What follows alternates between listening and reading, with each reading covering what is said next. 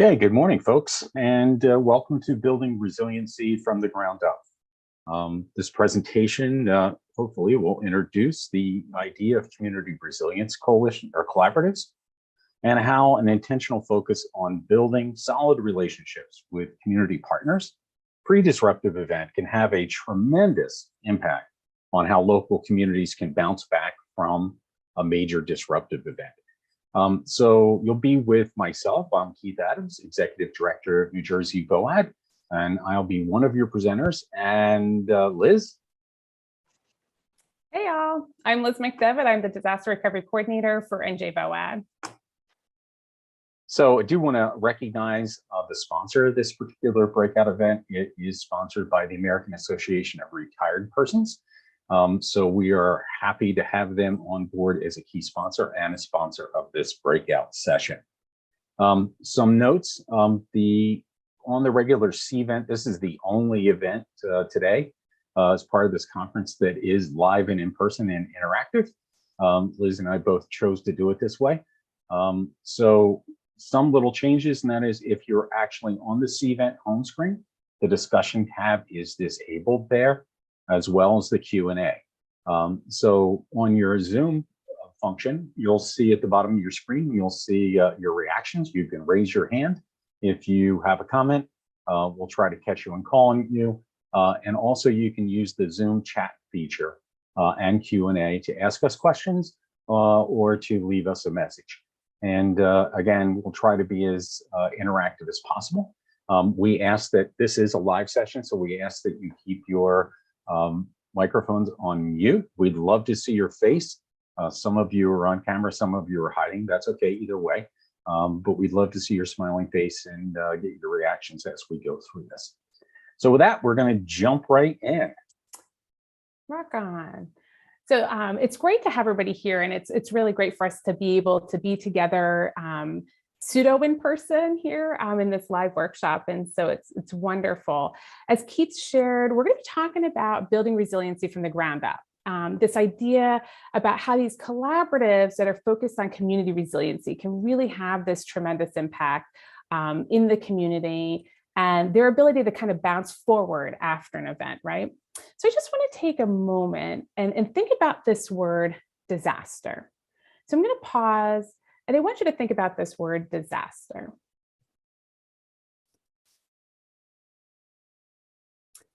When you think about this word disaster, you can go ahead and drop in the chat box, or you can unmute yourself. But I want to know kind of what popped up into your mind when you heard that word disaster. Where did your mind go?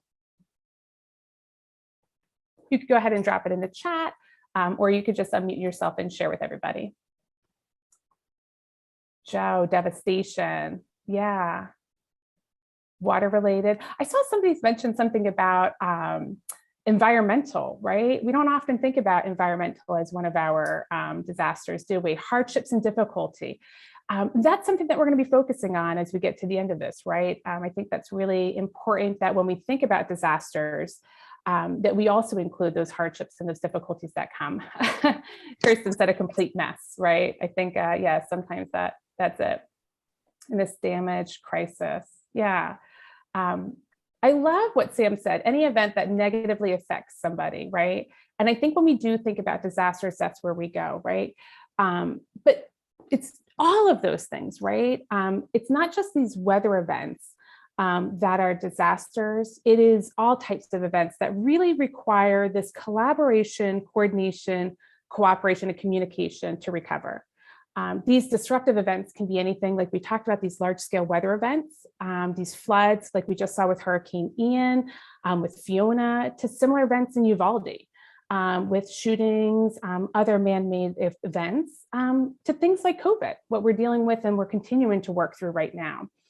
Our goal today is really to inspire you to look at community resilience and consider embracing this new term of disruptive event into our day-to-day language so that we can begin to shift this idea of what disaster is and how we prepare for and respond to them.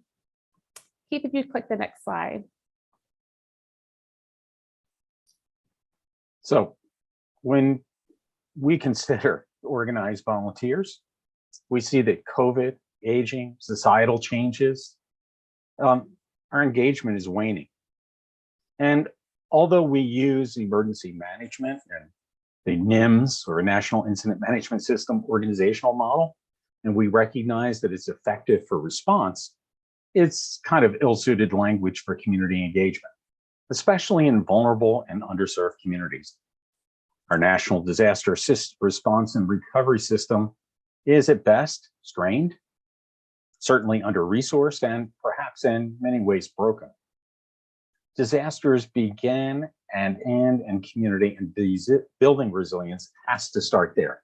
Many of us worked through Superstorm Sandy, and we saw that in New Jersey, where it was very difficult to get people together, get them into trusting relationships as we work through recovery. And then we see, as we moved away from that particular disaster, that some of those relationships kind of fell apart because, again, we didn't have that kind of major disaster to focus on. So clearly, we need to figure out how to better understand what each of us brings to the table in times when the waters aren't rising, the winds aren't blowing, and of course, the earth's not moving. And we argue that starts with this new way of looking at disaster. So one of the things that we responded to as far as New Jersey VOAD in trying to build community resiliency or engagement was the COAD model. So that stands for Community Organizations Active in Disaster. Sounds very VOAD-y. It has a framework where government agencies, volunteers, community organizations all play this critical role in responding to disruptive events. But in the long work of community readiness and rebuilding, ultimately falls to the people who plan on continuing to live in that particular community. And no single organization or entity can take on or succeed alone in this complex task. So beginning in 1990, New Jersey had 9 organizations identifying as COADs. But by Superstorm Sandy's arrival, we had less than 5 actually actively engaging. So capitalizing on that community energy around Superstorm Sandy and our VISTA resources, we were able to nurture and grow the COAD movement to all 21 counties here in New Jersey. However, in the 10 years since Sandy, we're now back down to a really active 4 to 5 COADs, many more struggling or quiet, as we've decided to term them. And in 4 counties, they've kind of all become extinct. So when we pause and consider the possible reasons for this decline in the COAD engagement, we observe the following challenges. And that is leadership sustainability, keeping leaders. We found that when you put an organization together and kind of make it look like a nonprofit, and you typically have officers, right? So chair people become burnt out. It's hard to find other people to take those leadership positions. So leadership sustainability is a key problem here. The other is how we identify. So all our COADs were designed by counties or multiple counties, but we're New Jersey, right? So folks won't tell you that they're from Essex County. They may not even say that they're from Newark. They're more likely to tell you they're from Clinton Hill or the Ironbound or Central Ward.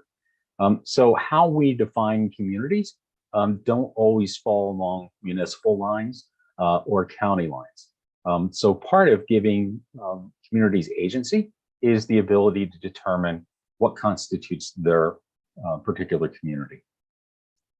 The structure of a COAD, again, it's the structure that we had put out there, and you most typically see in our COADs is looks like a nonprofit, even though they're not a organized nonprofit, but they typically have a board. And we have to recognize that if we're looking at things through a diversity, equity, and inclusion lens, that this model doesn't always work as a bridge for folks, especially those who are marginalized, that these are actually walls. The structure becomes walls that keep people out. And of course, engaging community partners, how do you keep the interest of the participants in a COAD? One of the problems is that we identified is that because the focus is on planning for the next big disaster or recovering from the one that we're in. And the fact is that this is not enough, okay, to engage, especially nonprofit and faith-based folks who are very much looking for that value add that relates to their everyday mission. One of the things that we adopted here a few years ago in our messaging at New Jersey VOAD was that every day is a disaster for someone in New Jersey. And that again goes back to this idea that we have to consider disasters to be a little bit wider than the Superstorm Sandy's or the Hurricane Ida's. That there are these everyday disasters revolving around food and housing insecurity, systemic racism, economic and environmental justice that are occurring in our communities every day. And that's where our members really are engaged. Sorry, folks, we just went backwards. And again, this kind of feeds into this lack of connection. You know, where if you're a busy nonprofit, like most of us are, leader, you're spending a lot of your time putting out fires, so to speak. So to come to these meetings, there has to be a value add. How does that add to my ability to push my mission forward? And of course, you know, as we pointed out before, is that often this sets up a panel of experts, so to speak. So experts are speaking on emergency management things, and that's where the focus is. And a lot of the community voices either are silent, that they feel that they are locked out, where they don't have the expertise to participate in the conversation. And then again, you know, like focusing on this big major event here in New Jersey, we're pretty lucky. We have several, you know, kind of smaller disasters, but we generally get the big disaster every 10 years. So looking back at kind of our pattern, 2001, 9/11, then we had a few smaller events, but then we had Superstorm Sandy. And then, you know, 10 years later, we're experiencing Ida. So we don't get these huge events, although they are coming more regularly now. But it is hard to focus a group that is only going to think about what's going to happen in the next major event. And again, this idea that national partners and emergency management professionals have all the answers. The reality of it is that the expertise really lies in that local community. And there has to be a way to encourage that and put that at the forefront. And of course, the last one is the one that I think is always the case here. And that is you know, my organization doesn't do disaster. I'm the local library. I'm running the bodega on the corner. I don't have a disaster role. And, you know, we need to change that thinking. So in order for our communities to stand in a place of readiness, to be resilient, and to be able to get back to normal community functioning after an event, we need to shift our focus from responding to preparedness and readiness and resilience. We talk about, in FEMA speak, whole community doctrine, and here at New Jersey VOAD, the way we talk about asset-based principles. It's all about how each piece of the fabric of this community has to be ready to stand up and work together to prepare and to recover from these events. Thanks, Keith. So I had put in the chat box here, friends, as Keith was talking, and really what prompted my head was this connection to community organizations and understanding your unique community needs, those risks, those hazards that you, that might be, you know, specific to your area. And so I'm really interested in some of these comments. Thomas said that 1 in 500 year flood, right? Thomas, where are you located that you have that 1 in 500 year flood? I actually moved up here from Nashville, Tennessee. Oh, yeah. So when the Mississippi there, right? I had a friend that was involved in some flooding there. That was a huge event down that way. And then I think Alyssa said something about college campus, right? The mental health crises that are there. Alyssa, do you want to speak into that a little bit? What does that look like for you all? Sure. It makes me think about how while we do have counseling and psychological services on campus, even though we are a small campus, I find that sometimes they're oversaturated. We may not have the right personnel to service the amount of students that need these support systems. Yeah, and I think that's what it comes down to, right? So that brings us kind of nicely into this conversation about what is resiliency, right? When we think about that, and it's interesting, when we talk about resiliency. So yesterday I was listening to the radio, and there was this conversation that was happening about local economic resiliency, right? And so we hear this term resiliency used in many different facets of our world, right? We think about as personal resiliency when we have a significant event that impacts us personally, the ability for us to be able to move forward, right? To utilize those resources that are with us or around us in order for us to move forward and be more whole. And so when we think about community resiliency, I got wondering kind of what did that mean when I looked at it from a larger standpoint, right? And so I found this article, the authors were called, "What do we mean by community resiliency?" And what they did was look at 80 articles about that defined or were about community resiliency. And what they observed in these 80 articles is interestingly that there's no common definition for community resiliency. So I'm going to put this to you. What does community resiliency mean to you? How would you define this part? So go ahead in the chat box, you can do that, or if you want to unmute and share what your idea of community resiliency is.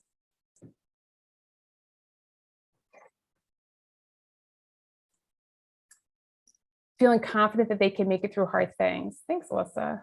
Yeah.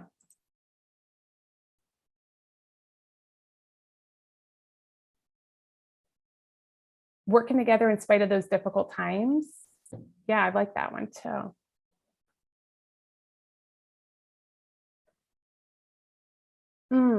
This one's really good, Thomas. Having everyone kind of in the community come together, the ability to recover from an event of the affected community, having a system in place.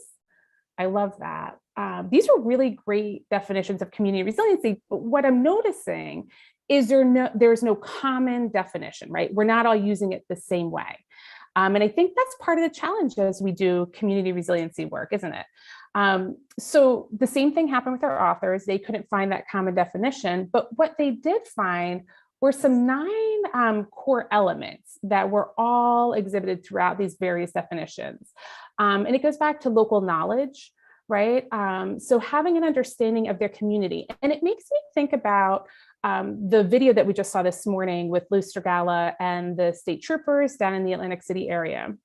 And one of the state troopers was mentioning how she's from the community of Atlantic City, right? And she's familiar with it. And so understanding the community helps us better understand the uniqueness of it, right? In some communities, how we live together, how we have multi-generational housing, or the way that we interact with each other might be different than another community or population, right? And so being from that area helps us be able to assess some of those strengths, some of those areas where there might be a deficit.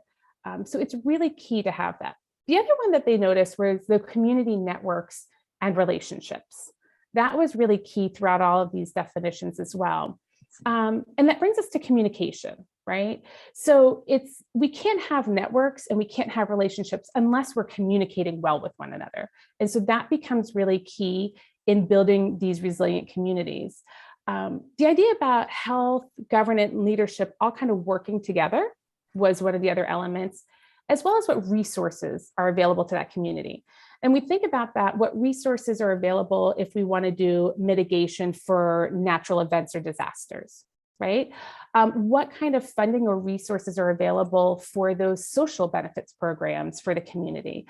Are there programs available to help people move out of poverty, to learn English as a language so that they can navigate the world of work more effectively or efficiently? What is that economic investment as well? And then it also looked at readiness or preparedness, and also speaking to somebody, I forget who had said it in the chat box here, the mental outlook of the community. Those 9 core elements they felt were the common denominator throughout all of those definitions. So we see why it's difficult for us to arrive at this one solid definition of community resiliency. And so for the sake of this presentation with NJVOAD, we're defining resiliency as a collective strength of the social fabric. So the people, the organizations, those businesses, the schools, government, the infrastructure, our philanthropic community, right? All of those things make up the social fabric. So it's the collective strength of the social fabric to respond to everyday challenges, right? Keith said, every day somewhere in New Jersey, there's a disaster for somebody or for some community. But it's also for us to be able to respond to and then recover from these disruptive events. So knowing how we're defining resiliency, the collective strength of the social fabric to respond to everyday challenges, as well as to respond to and recover from disruptive events, how does one go about then building resiliency in their community? And so I think we're going to take a look at what that looks like. It's about that local knowledge, developing those networks, that communication, those resources. But it's also about bringing our residents to the conversation. So one of the things we talk about when we talk about COADs, our community organizations active in disaster, they're about community organizations. But where do the residents fit into this conversation, right? The residents are the ones who are part of this conversation, or part of they're the recipients or the people who are then receiving the services from these various organizations. But have we talked to the citizens, the residents, and asked them to be a part of this conversation to see how they really are being affected by them in ways in which they might be able to add to this conversation? So that becomes really key in this conversation about building resiliency. So Keith, would you go to the next slide? So changing our focus also requires us to think differently about disruptive events. When a disruptive event occurs, do we typically see new needs presented, or are current needs just really amplified, right? Do we have to seek out different resources, or are there resources around us that are sufficient enough to meet the needs that we have? So I think about building community resiliency almost like baking a pie, right? Resilient communities need to recognize their resources, right? So when we think about baking, we have to think about what are those resources that we have, right? Who's going to be the oven in our community? Who's going to be the dish that we're going to bake our pie in? But we also need to know our strengths, right? I think about those, the ingredients, the labor that we bring to it, and then the weaknesses, right? What are those substitutions that we might be able to make with our ingredients, but still have the same outcome, right? And that really requires us to understand what each one of our organizations bring to the table. So that's what you see above you here. So using this model above, I want to consider what that looks like in action, right? I think the overarching question we want to ask ourselves is, what pie would your community make, right? And so quickly in the chat box, I want you to say, what pie would your community make? What would you guys be baking?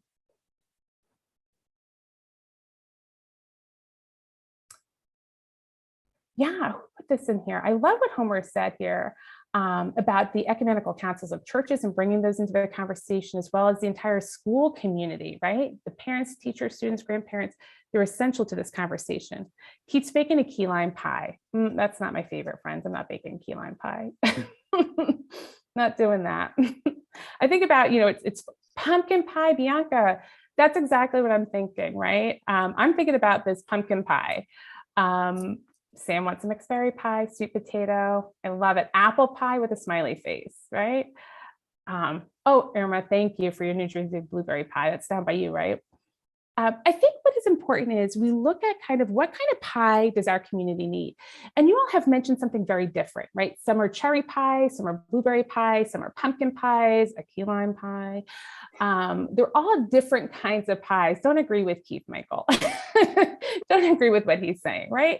And so the idea is, though, that each one of your communities, each one of you are choosing a pie that is necessary for them. And so because we're coming up on Thanksgiving, for me, I think we're going to embrace that fallness and we're going to make that pumpkin pie, right? So that's thinking about what do we need. It's coming up on fall. Instead of baking that lemon meringue pie, because that's a summery thing, we really need something fall warm that brings us together. So it's a pumpkin pie. But then we need to consider our strengths, right? We want to take advantage of what the resources are that's naturally around us. And because we are the garden state, right? We have lots of farms out there, pumpkin farms, apple farms, orchards, that type of thing. And so it's looking at those resources, right? And then thinking about, what kind of resources are in our stores. Nowadays, when we kind of look through the stores, we're seeing things on sale. So we might be able to pick up some items in bulk that we might not have been able to pick up before, right? I think about the recipe that I'm going to use. All of us kind of have that one recipe that somebody shared with us, right? That it needs that one little ingredient in order for it to be perfect. I don't have that. I'm not a baker. So I'm not able to share that one special ingredient that you need to make it just perfect, right? But the idea is when we think about our community, each one of our organizations has something special that they engage in, right? But I think about, could they alter that program, or could that program be tweaked in a way that meets the needs of a community after an event, or maybe even during an event?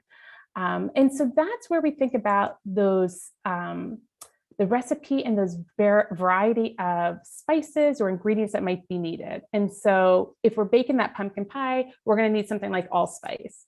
But if I go in my cabinet and I'm missing my allspice because I haven't checked that out, what are some of those other spices I might be able to use to substitute for the allspice because I don't have that? So I'm going to go out to my bakers. Who's a baker in here who might be able to put, what can I substitute for allspice? Because honestly, I do not know what I would substitute in there. But that's the idea, right? What in our community can we focus on, or can we use? What organizations can be utilized in different ways in order for us to make this pie that suits what our community needs? Cinnamon, nutmeg, thank you very much, Melissa, I appreciate you. So I'm going to remember that the next time we're there. So that's the idea about baking a pie in our community, right? What is it that our community needs? What are the resources that we have to make this pie, right? And if we don't have all of those resources, what is it that we can substitute so that we come out kind of with the same product here, but we use slightly differently? I think about substituting, fats in pies, right? If you don't want to use butter, I think you can use applesauce or oil, right? Maybe you don't want to use oil, you want to use applesauce instead. Typically, we wouldn't think that applesauce would be something good for baking, but it is. And we think about our organizations that same way. And so while each community's recipe for building their collaborativeness or their collaborations may look different based on who is there, the organizations that are there, those businesses and their infrastructure in their community, by utilizing those key elements for resiliency, understanding the local knowledge, building those relationships, understanding and appreciating the social fabric of the community, and then prioritizing good communication, any community can begin to have those conversations and build those partnerships, right? And that mutual understanding that each one of you have may intertwine. And so we introduced this idea to you of speed dating. Has anybody ever done speed dating? You don't have to raise your hand if you don't want to. But speed dating is one of these events that I love to do when I think about within our communities, right? When I think about how do we get to know one another. And so what you can do in your community is bring all of these organizations together, large and small, the United Ways, all the way down to a local ecumenical food pantry. And at 1 minute, everybody has a little ditty about themselves, their organization, what they do, who's involved, how to contact them. And then what they can do is you put a minute timer on, and each person goes around to the tables, right? And you introduce yourself to each one of those various organizations. At the end of that event, you can walk away going, I want to meet with Alyssa. I want to also meet with Paula and Jackie and Jill and Raymond and Joe and Cynthia. Those organizations really spoke to me, and I think we might be able to work really well together. And so I want to bring them along in this conversation. And that's what speed dating does. And you can do this on a college campus. When you think about your sororities, fraternities, various civic organizations that are there. We can also do that within our small group communities, right?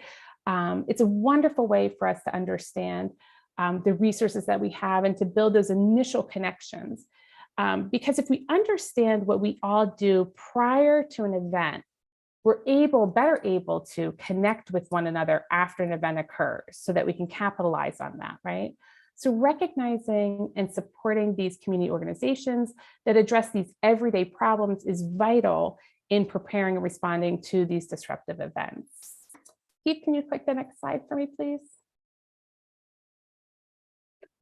Thanks, Liz. And this was talked about really at the base of this, the asset-based principles that we use say that a community is greater than the sum of its parts.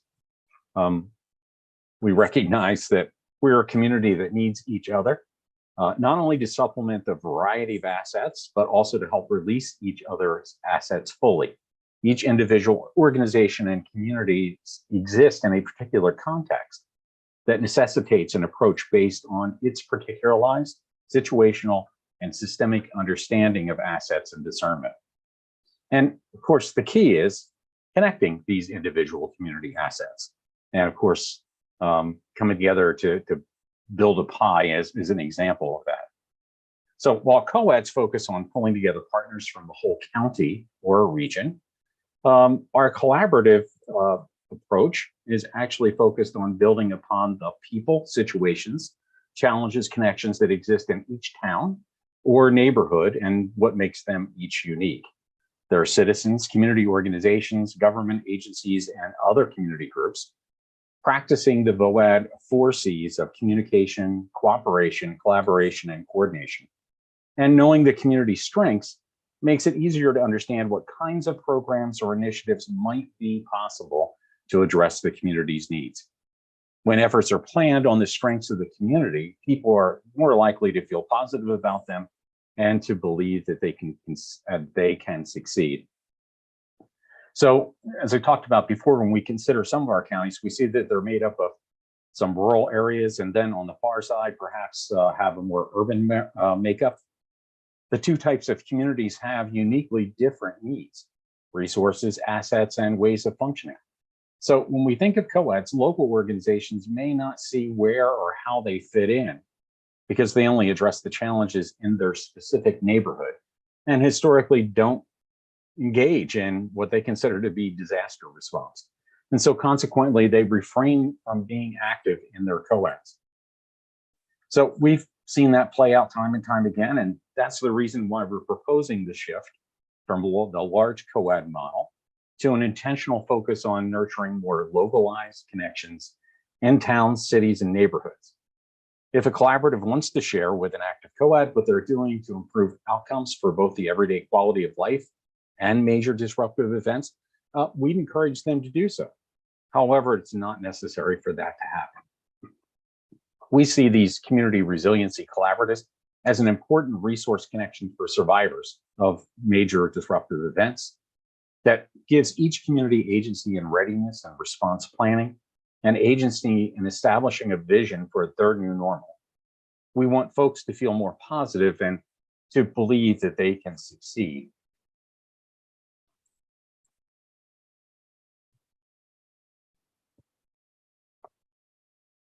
And so we understand that might take some more work, might take a little bit longer, this approach, but strong partnerships build their relationships. And we certainly saw that in our experience, both in Sandy and the work that we've done in disasters across the United States. We see that what we need to do is that by building these relationships, instead of them being focused on just one event, that they're continual relationships that allow the communities to build resiliency as they respond, recover, and prepare for the next disaster. So that's why we've reimagined our relationship with these communities and our partners at the front line. And I'm going to toss it to Liz to talk about how we've reimagined them. Yeah, thanks, Keith. So one of the things that we're doing is helping communities and organizations kind of identify those assets and connect them in meaningful ways. And we can do that through something called the COPE well, the Composite of Post-Event Wellbeing Model. It's a tool that I've been having conversations with local communities about, and we're going to share a little bit more about that, but that's one way we're doing it, as well as fostering these relationships through our already engaged connections through NJVOAD members, partners, through the Office of Emergency Management, FEMA and other COADs. One of the great things about being a connector to NJVOAD is the opportunity for us to work within our communities, to join regular opportunities to connect with other organizations through our monthly meetings that are focused on specific areas, domains, or populations that your particular organization might be focused on as well. And really looking to enhance the community organizations' partnerships of their everyday missions, right? We also like to look at, excuse me, I just messed up my slides here. Keith, I can't see. Whoop, I think you went ahead of me, my friend. That's okay. We're going to continue to help them develop the community agency and the ability for the community to really make wise decisions and put those decisions into actions that are consistent with the quality of life your community wants to live out, right? Each one of our communities is really different. It's that sense of self-efficacy, the belief that you can affect the outcome is critical for these community collaboratives and the leaders of these various community partners.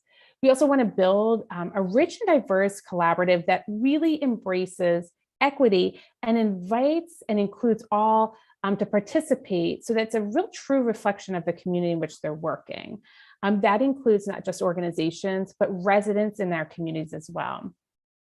We want to provide education that inspires action, instigates those next steps, and equips those community members to be able to respond through volunteer opportunities and more. We also want to provide some situational awareness, some data, so that communities can make informed decisions, allocate resources well, identify those needs and seek those resources so that they can really be a force multiplier for these collaborative projects where funding may be needed in order for this to be accomplished. Promoting community agency is really critical, that ownership there. Keith, would you click for the next slide? For keys to being a collaborative? Cool. The slide guy's a little slow, sorry. That's okay, that's okay. I was a little slow getting to my mute and video, so.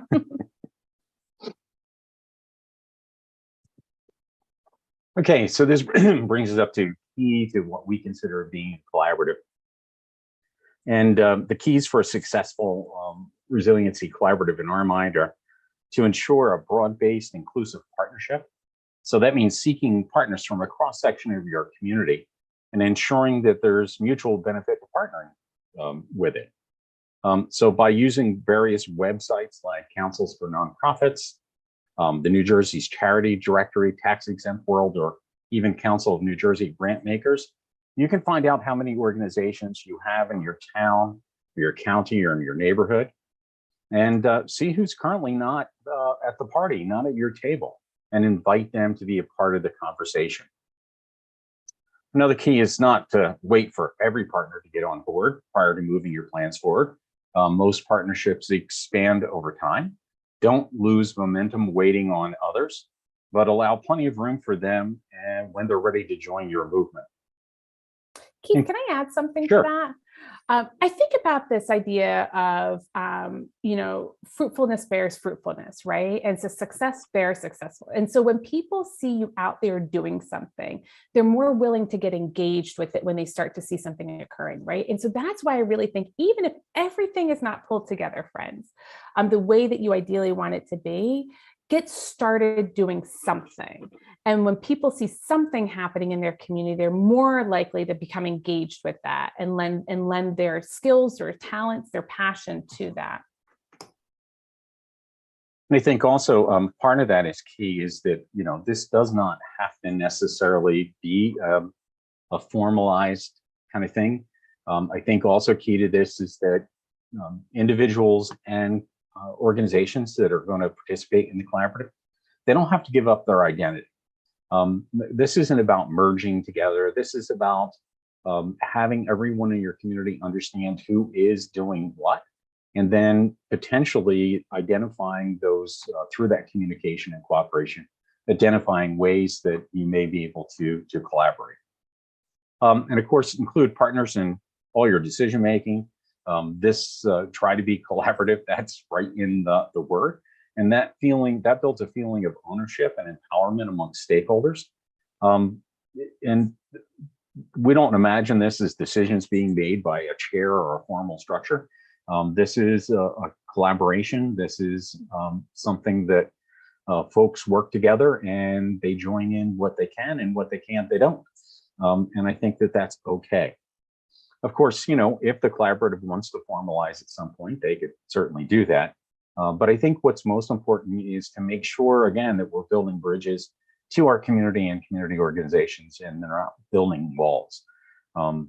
That's I think important.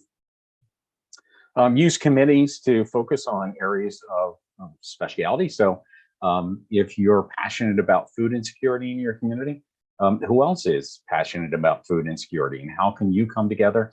You might even be a subgroup of the overall collaborative to talk about how you can work together more effectively. A good example that we saw, a couple of examples in COVID, we had one of our largest cities. They had 36 points of food distribution prior to COVID. And they were struggling because they lost many of their volunteers because they were older or could no longer volunteer.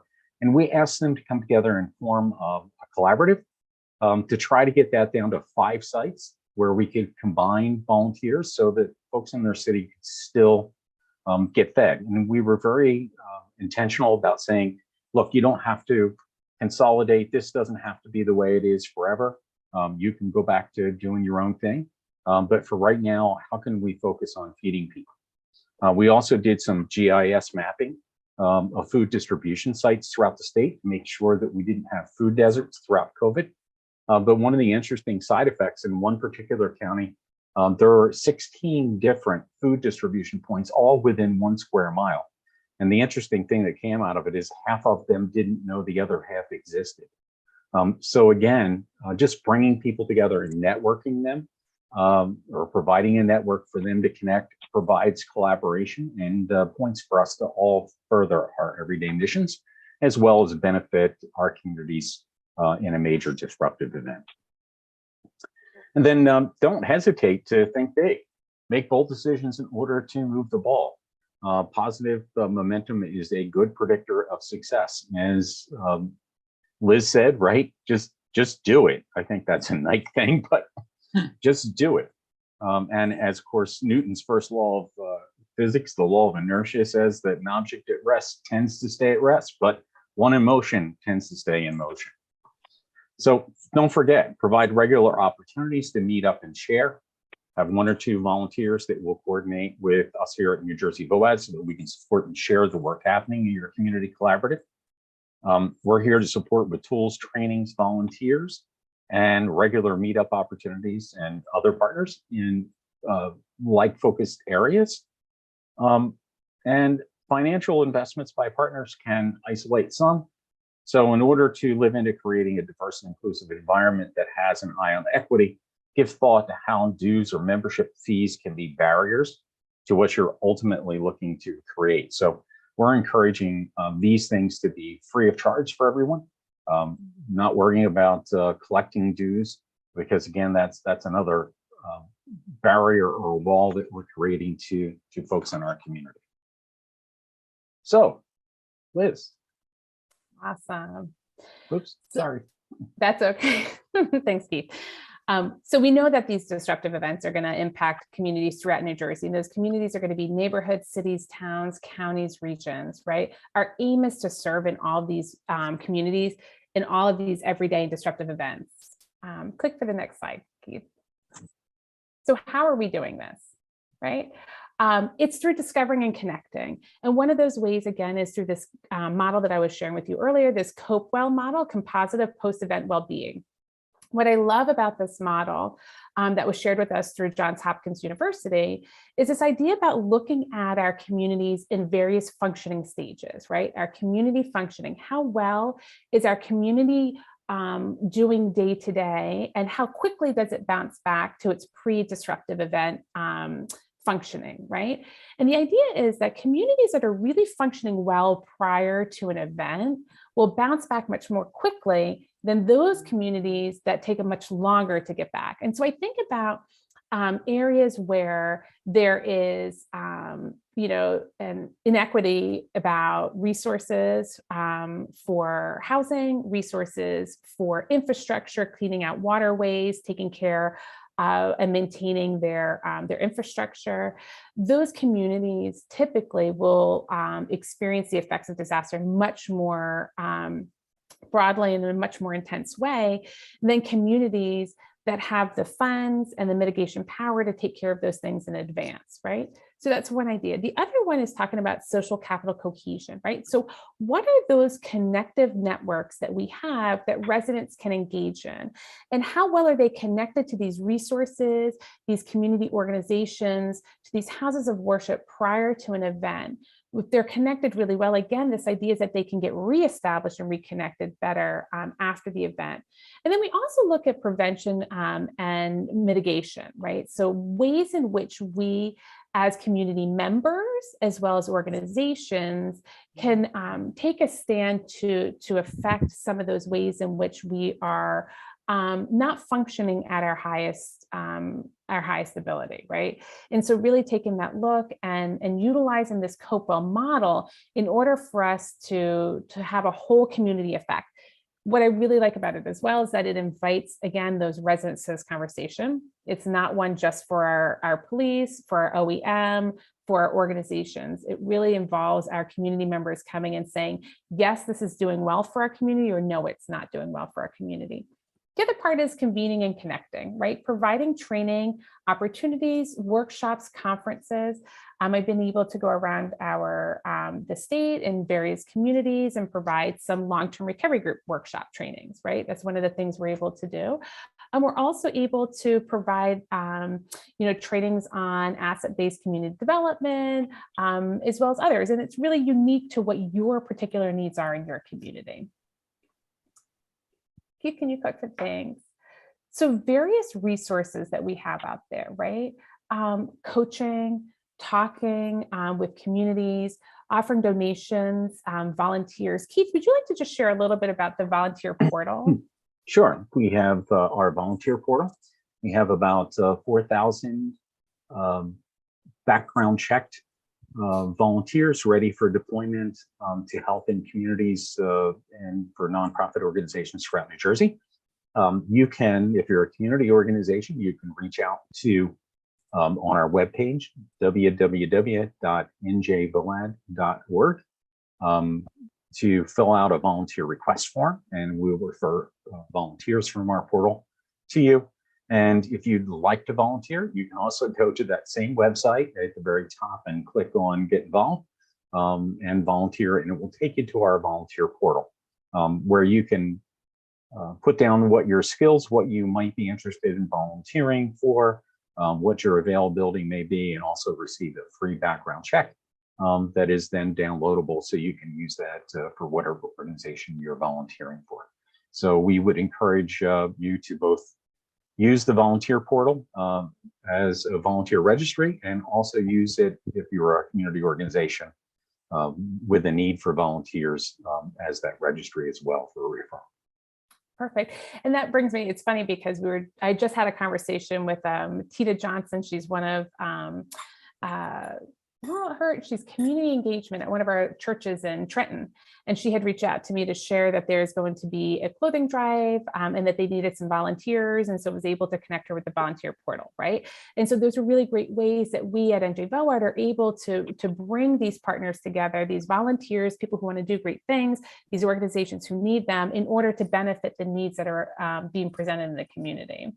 And we have a variety of ways that we keep connected to our partners and to our communities, through our newsletters, our website, through social media. And all of this is so that we can amplify your voices, friends. The work that you are doing in your communities, the work that is happening on behalf of your residents, it allows us to amplify that so we can also be an advocate for the needs that you are seeing, for resources that you may have, also ways that you might be able to better connect with one another. And so I'm grateful for that. Keith, can you click for the next slide? I think Keith is double tasking. So we just went through this. You can click to the next one. Thanks. Multitasking just a little bit here. Not doing that well at it, I can also point out. But so I think the key is that there may be some of you that are part of an existing COAD. And I want to make it very clear that we intend to continue to support our existing COAD network. This isn't meant to replace them, it's meant to enhance them. Certainly neighborhood, city or town resiliency coalitions can affiliate with their existing county COAD. And actually COADs may embrace a community resiliency collaborative format instead of their formalized structure that we have here. So there's a lot of flexibility in this, but I think the key question when you're trying to determine whether your COAD is going to become a CRC or if your CRC is going to be a part of a COAD, the key questions are here. What's the best thing for promoting community resiliency and agency? What's going to increase diversity, equity, and inclusion in this process? And what's going to provide the best opportunity for the practice of the 4 C's? So that's kind of the decision-making, kind of process that we're putting out there for folks. Again, I think our key is that how can we help you find those assets in your community? How can we help you connect them together to both prepare you for those everyday challenges that you see in your community, as well as for major disruptive events. So that brings us to, I think, our last question. Liz? How are you going to incorporate the idea of community resiliency collaboratives in your area? So I'm just interested to see in the chat box, you can enter that in there. I do want to address Alyssa's question. She asked about the volunteer request form. Are these requests for disaster relief efforts only, or any sort of need for volunteers from a nonprofit? Oh, no, we don't want that. This is for any, this is for, again, kind of moving away from, as we've talked about through the presentation, is that kind of moving away from that idea of disaster and thinking more in terms more holistically upon these kind of everyday disasters, or as we call them, everyday challenges or events. Because if we think about the concept behind this is that if you think about what we see in major disruption, or these major disruptive events or disasters, if you will, we see a greater need in the same areas that we see every day. So every day in our communities, we have food and housing insecurity. We have, systemic racism, economic, environmental justice issues, right? These are kind of endemic things within, or context within most of our communities in some way. So if you look at these major disasters, right, it's just more of the same. So to the extent that we can support both with volunteers and our other resources to kind of build these strong networks in communities for the everyday, to support your everyday, the good things that you're doing every day in communities, that makes us stronger when that major disruptive event occurs. So we've made a decision. The volunteer portal was initially just set out for those major disasters, but we've through the pandemic, we have expanded that. So we're open to anything that nonprofits or community organizations are doing. If we can refer volunteers to them to support your efforts, that's what we're going to do.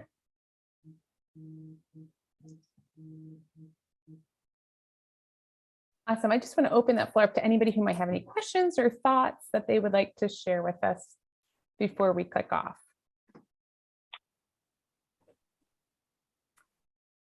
All right.